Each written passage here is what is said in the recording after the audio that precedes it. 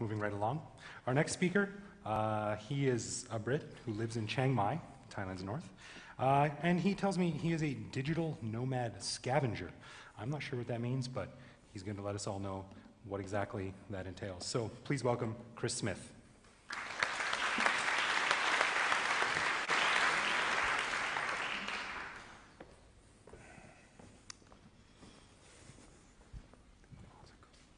Sound check. If you can't hear me on the top row, can you put your hand up? No? You have to give me a second here. It's a bit loud, guys. Actually, it might be worth... Still a bit loud, guys. Turn it down. Thanks very much.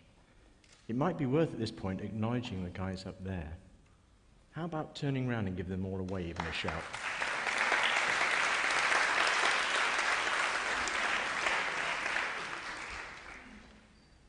Now, you also have to give me a second or so, because it's quite nerve-wracking.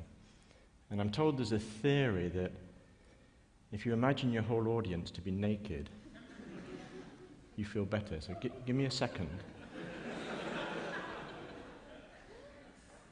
Let me do this side now. Give me a second. This side has definitely been working out a bit, I think. It's, yeah. Right, let me get rid of that image now. I'm not nervous anymore. It's another feeling.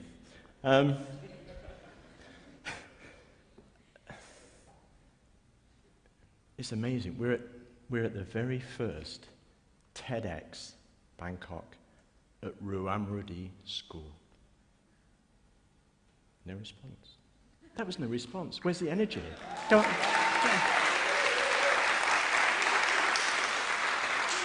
No, I'm sorry, you're not going to get away with that. I'm going to do that again. I'm going to video you this time, because I need the proof, right? Flip videos. Are you ready? Are you ready? Yeah! Oh, God! Right. I'll do it for the cameras. We're at the very first TEDx Bangkok, which I think is pretty amazing, and it's at Ruamrudi International School. What about that?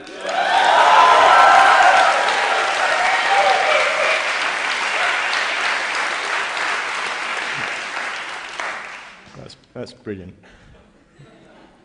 Well, that brings me to the end of this talk. I'm going to talk about 3D virtual worlds, and it's a shared presentation between me and my avatar. So this is high risk for me. He's waiting for us now in a virtual world called Second Life. And it's some islands called International Schools Island, and we're going to meet him in between these towers that we've built. There's one challenge you're going to have, and that is that he actually sounds a bit similar to me. He sounds a bit similar to me, so you're going to have to watch my lips. Think of me as Mick Jagger. Watch my lips, right? So let's see if we can actually connect to him. Let's see if it will work. Hi, TEDx Bangkok gang. It's I, Shamblesguru. But it's probably easier if you just call me Shambles. Shambles, how are you? Are you ready? You ready for the presentation? Yep, all ready. I'm a little nervous, but excited at the same time to be able to share our experiences with everybody. Okay, so let's jump straight in, and because time is tight. And by the actually, who's the guy with the camera? Do you want to introduce him? Well, no, let me introduce you. This is Leon. He's a videographer, but as he's filming in a virtual world, then we use the term machinimist. Leon, how about a few words about yourself? Hi, I'm Leon Tobruk in the virtual world, Neil Corbett in the physical world. My company Icarus is a joint US-UK multimedia team where we build, landscape and code in 3D environments, in addition to recording and editing machinima for organisations such as ISI. Leon's a very serious guy. Shambles, maybe you'd start by telling us a bit about yourself and where we are now.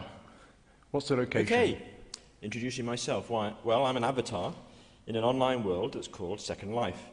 And I was created back in March 2007 by that human guy on the stage. And he reckons he made me to look like himself in the real world.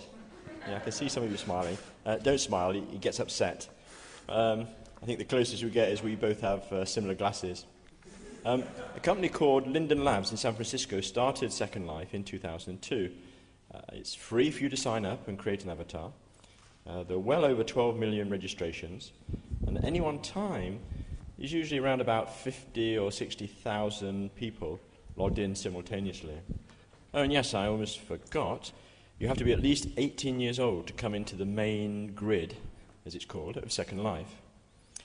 And now I'm standing in the welcome area of an estate consisting of 3 islands, 3 sims called International Schools Island, which Chris and I built. In fact, I did most of the work. He just pays the invoices that come from Linden Labs. True. And you can see from the map behind me, there are links on that map that are live, and clicking on the different places will actually teleport you to them, or give you a landmark so you can go there later. Around us, you can see some towers, and in those towers, we're building a 3D index of Second Life itself, specifically for educators. So the towers are full of links, resources and tools, mostly free, that are relevant to teachers and learners. But Chris, really you don't want me to talk about International Schools Island, do you? You want me to talk about some of the weekly meetings we try and attend, isn't that right? Well, actually, I'd love you to talk about International Schools Island, but maybe we should talk about the 3 groups we said we'd tell people about. And I hope you brought the PowerPoint presentation. PowerPoint. Yep, I do have the PowerPoints, of course. Good. Apologies to the Prezi community, they're not Prezi presentations. Okay, let's walk over to my fancy director's chair. Before we start, I'd just like to draw attention to the white spot that you can probably see hovering over my head. This spot shows that my computer is set up to use voice. Probably means I have a headset and a microphone attached. And when I speak, you'll see green radio waves emanating from that spot. This is a visual indicator that I'm the avatar speaking, and it's very useful when you have a group of avatars talking, and you can't distinguish which one it is that's talking. Okay, moving on. The visuals are here in this Death by PowerPoint presenter. I'm going to highlight 3 groups that we try and attend each week. The first is ISTE. It's the largest K-12 professional teacher technology education group in the good old US of A. And they do have the largest community of active educators in Second Life. Each week they have several scheduled meetings, you can see from the graphics, formal and informal. Some are about virtual worlds themselves and their use in teaching and learning, but many, many others are more general about teaching and learning overall. They also have an active group of volunteer docents, which was actually a new word for me when I came to Second Life, maybe it's North American, who offer a mentoring and orientation service. So if you're an educator and going into Second Life, then I cannot recommend more highly visit ISTE, visit their island or their group of islands. The next group, just let me change the slide. This group is called Tools Jam and meets every Tuesday night, Thai time. This has a wider membership, not just educators, and also includes those from the commercial world. All have a common interest in tools that are in Second Life or being developed in Second Life. And this presentation screen next to me is a great example of a tool that somebody has made. And in this particular case, they made it open source, so it's free. Some tools, many tools are also built purely for commercial purposes, are on sale, and the creator hopes to make a profit from them. Tools generally are built for facilitating communication with others, moving around, building, having some fun. Chris and I have a personal interest in tools for group management and those tools which help facilitate teaching and learning. And while I'm here on this group, a shout out to Jen, who conceived Tools Jam and organises the weekly session. Many thanks for that, Jen. Chris, are you happy with me doing all this talking? Shall I go on to the third and final group? No, I'm really happy with you doing the talking. You keep going. It's brilliant. Okay then. So let's go to the next group. Just click on the presenter. I hope the slides are loading quickly for you. Poor connectivity is the bane of working in virtual worlds, and the resulting lag is just yuck. Anyway, the final group to mention is called Train for Success, who meet late every Thursday evening, Thai time. Some educators attend these sessions, but the majority are from the world of commerce. This is a session that focuses on the use of virtual worlds, not just Second Life, in the commercial realm generally. How can they help companies achieve their goals and aspirations and make or save money? There are presentations, discussions, field trips, not only about public virtual worlds, but also about those that run privately, which we'll never see, which are behind company firewalls. So for many companies, these immersive environments are already reducing employee travel, saving money, and reducing carbon footprints. In a couple of recent meetings, they were quite interesting. They showed one involving simulations in medical training, and the other showed the training of immigration and customs officers at the border between the US and Canada. And that's it. 3 different groups with 3 different agendas as an example of sessions that contribute to mine and Chris's own continual professioning development. Chris, over to you. Thanks very much. We thought we'd show you a couple of tools now. One is a holodeck, Star Trek style, and the other one is a language translator. So maybe we can move over to the translator. I hope you can still hear me. Okay, so I'm going to move over to the translator that Chris has referred to. We're doing a demonstration with it. Or we were going to do a demonstration with it with other language speakers, but as time is short, I'm going to give just a brief explanation. It doesn't look much, but there are scripts in this box that are absolute magic. When I click on the translator, you should see a drop-down blue menu in the top right of the screen. That asks me to choose my preferred language. And there's a surprisingly large collection. I think it's over 50, which includes many Asian languages. Thai is one of them. Any avatar who's nearby can click on the translator and choose their own language. The avatar name and chosen language are then displayed hovering over the box. So we all just type in our message chat windows using our own chosen language, and we would all then see the messages from others translated into our own language. This is typed chat, remember, not voice. Now, how magical is that? What is even more magical is that the person who built this and continues to develop it makes it available for free. It's open source. This in itself is an example of the collaborative community that lives in Second Life, and it actually really warms my heart. And that's it. Language barriers are lowered even more. Phew, this is getting hard work, and the clock's ticking, and I'm beginning to panic that we're running out of time. Let's move on to the second tool that we promised. Okay, the holodeck. The holodeck's on the 3rd sim, and instead of walking or flying, you can fly in Second Life. How about teleporting? Come on, press your button. Teleport. Here we are. Star Trek again. Shamblesguru. Bit of a show off, this guy. I don't know where he gets it from. They want you to bow down. Right at the entrance. And why aren't you kneeling? All right, there we go. Right. It's If you're a Star Trek fan, then you'll already know what a holodeck is. I wonder if there are any Trekkies here. Hands up. No, let's move on. No time. The concept of a holodeck is easy. You press a button, and your immediate environment changes. If you want a conference room, for example, then press a button, and it becomes a conference room. Okay, other examples. Let's have a look around the audience. Other examples might be, okay, you want an insane asylum. Is that right? An asylum for the mentally challenged. So press that button, a menu drops down, and you just choose asylum. Let's see if it works. Well, here it is, with padded cells and other instruments of mass humiliation. You'll see that it's an interactive environment. Even the padded cells have individualized different reactions. And why would you want this, you might ask, other than being a little weird? Well, the answer is simulations and role play. It could just as easily be in a hotel lobby or a farmyard or an airport lounge where language students could all do role play exercises requiring vocabulary of that particular environment. Now let's just click this scene. I have to move on quickly and try one more. We already have meetings and conference areas elsewhere on International Schools Island, but if we didn't, then I could just press the relevant button and up would res a lecture theatre. Eat your heart out, Captain Kirk. Okay, so let's do this. It's resing up now. Not only does this conference room res up, but it has screens that will run different media, PowerPoints, videos, audio, etc. That's cool. So, Chris, time's up. How'd it go? Any reaction from the TEDxers? Yeah, they're all Looking quiet, around. but okay. I think it's okay. I'm a bit biased though. Okay, that's it there. Chris, one last question from me. Do you think the audience actually realises we're the same person?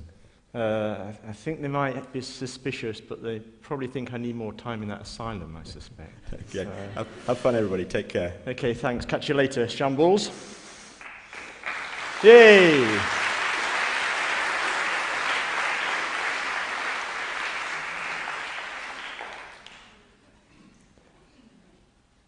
Right, let's see if the PowerPoint... sorry, Prezi wouldn't do this, would it? Why is my PowerPoint... Why is the presenter not working? Hey, take it, guys. We gave you a round of applause just now. There we go. The new word for the day, machinima, which is videoing inside things like a virtual world. So why would you want to be in a virtual world in the few minutes that are left? Role play is one of them, but not just the role play of dressing up and playing the part of a historical character. There's some interesting role play environments for special needs. One on the top right-hand corner is to help with emphasize being in a situation where you're in a wheelchair, and how does it feel to be wheelchair-bound? Other things, arts and media. There's lots of arts and media in virtual worlds. I'm mainly talking about Second Life here, but there's lots of virtual worlds. Dozens, hundreds. One I'll mention, paintings. Imagine going to a painting and looking at the painting, but then your avatar being able to step into the painting and it becomes a 3D environment with flowers in it or a room or whatever. Languages. If you're a language learner, it's brilliant. You're learning Italian, you drop yourself into a fully Italian environment where you're surrounded by native speakers. 3D data visualization is a favorite for me. How you can represent data in 3 dimensions. And somebody set up one 3D graph where you can see the S&P 500 index. So you can see the stock market go up and down in a 3D graph in real time. And that's really cool. Simulations is an obvious one. There's a few of them there. I'll mention one. I bet you know which one I'm going to mention. I'm going to mention the one in the top right-hand corner. There's a university professor who, with his students, has got a whole sim, and in the air above the sim, he's built this gigantic model of the male reproductive organs. So they're the male testes up there, and they're all interactive.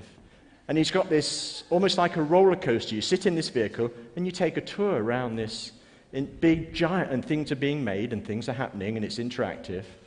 You know, it's amazing. The real learning comes with the students who built it, of course. You can learn by going on it, but the students who build it, like anything like this, the actual building element with students, and it works in the real world from them doing it, not just experiencing it.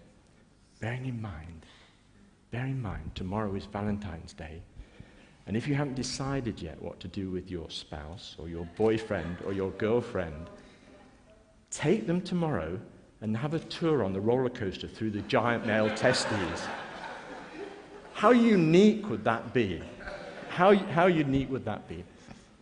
There are lots of virtual worlds, and I'm just giving you a very brief snapshot of them.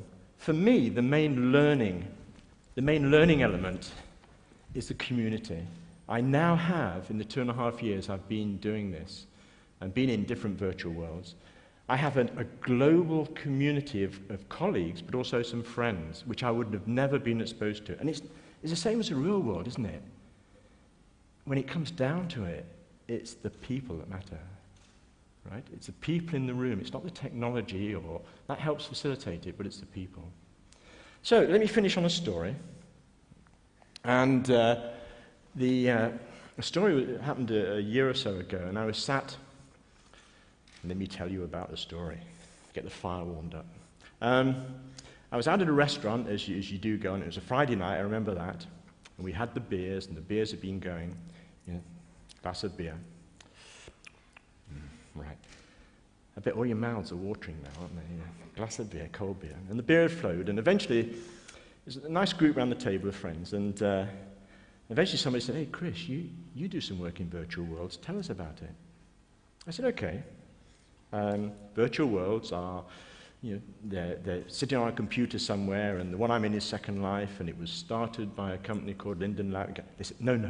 They said, "We want to know about sex in Second Life. Tell us about the sex." But I don't have time to tell you about that. Now, for academic purposes, I have done some research. And if you want to know more about that, I can talk about that in the breaks. But I will finish with the story, with the end of that conversation. So at the end of the conversation, and people always ask about the sex. And it does exist, but it's really weird. But at the end of it, they said to me that all sorts of weird bubbles going through these 300 naked people in front of me now. I can see that, right? But the final thing was, somebody said to me, Chris, what's your ultimate goal? What do you ultimately want to get from Second Life? So I thought about it, and I said, well, it sounds a bit morbid, but what I want to do is eventually, when I'm on my final resting place and I'm about to join our Maker, I says, I want to be able to press a button and upload my brain into a virtual world. And a little voice from the end of the table, quite cruelly said, but everybody could hear it, they said, upload your brain. Well, that shouldn't take long, should it? So, thank you very much. Happy New Year.